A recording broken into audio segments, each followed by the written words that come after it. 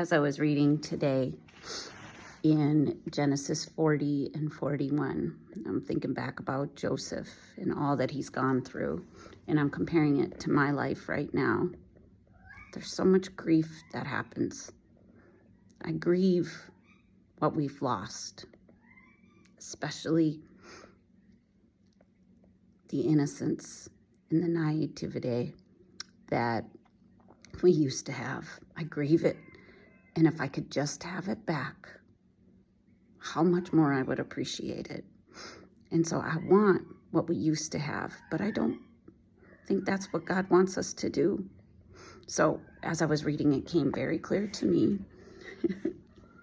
when God doesn't save you, but blesses you. So Joseph was sold into slavery, and he was blessed in Potiphar's house.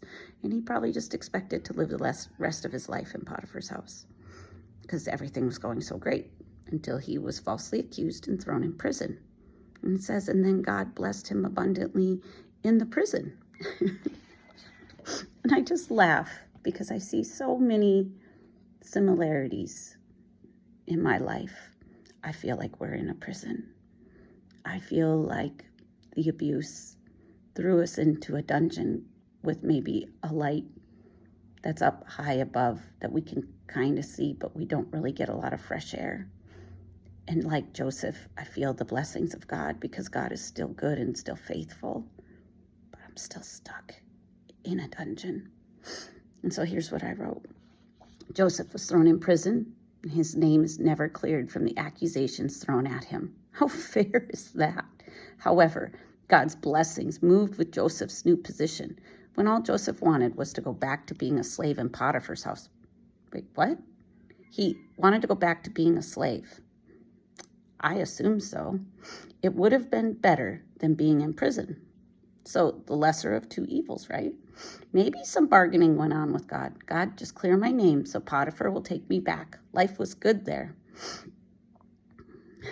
I don't belong in this dungeon. That's what it says in Genesis 40:15. Yes, I was stolen out of the land of the Hebrews. Let's focus on the prison I'm in.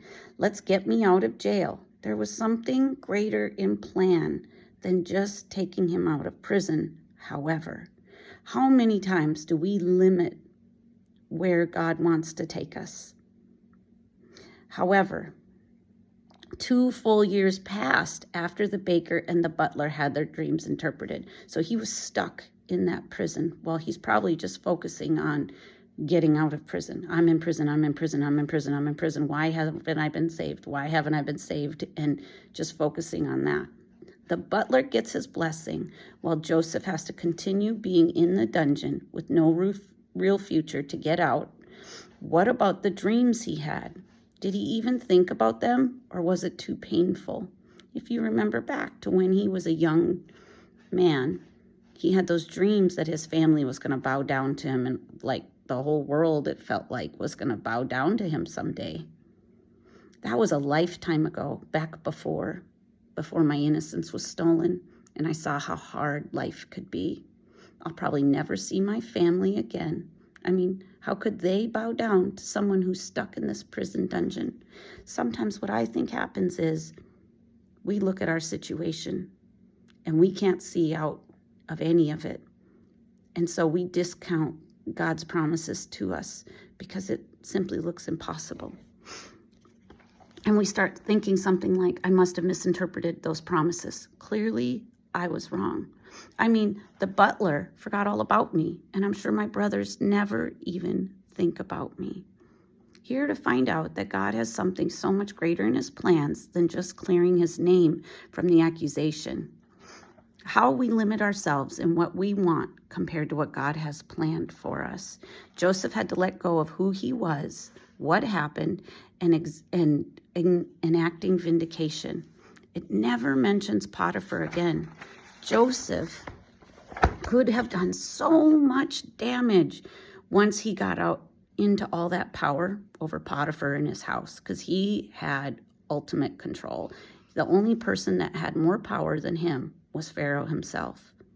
However, Joseph was able to see how God had orchestrated something so much better for Joseph than clearing his names from the false accusations. It was about so much more than that.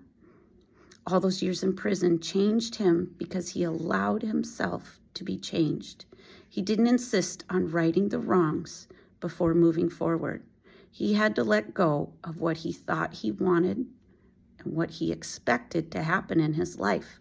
So this is the Maggie interpretation. And I'm wondering if Joseph went something like this. He probably saw everything so clearly, how it would all play out right after he had those dreams when he was a young man. Oh, this is how my life is going to go. He probably saw clearly how his life was going to play out and how God was going to save him after he was put in prison, after he talked to the butler and the baker. I know how this is going to play out when God fixes this, and I will finally be free. How many times do you do that? Because I do. I put it all in like a play. Here's how it's all going to come out. And then when it doesn't, it hurts so bad. Oh, Joseph, it's about something so much bigger than just you and what happened to you. Don't you see that what God has in store for you is so much bigger than this little situation that seems so big to you right now? I will tell you, as court approaches again in a couple of days, the future's up, where things can be changed once again. It feels like my world is all about court and all about what happened and if things are going to change. And God is trying to push us to look at more than just our little situation. For Joseph, heaven and earth were moved when everything was right.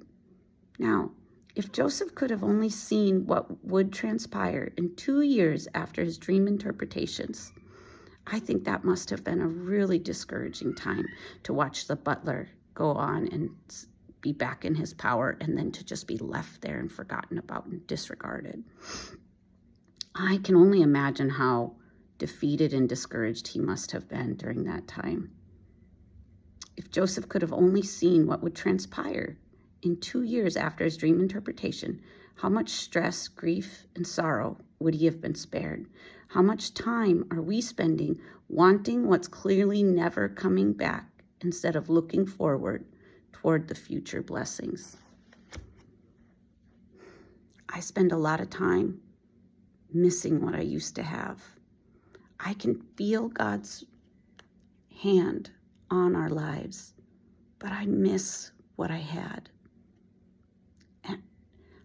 And I just think if I could just have it for a little bit, I would be able to appreciate it so much more.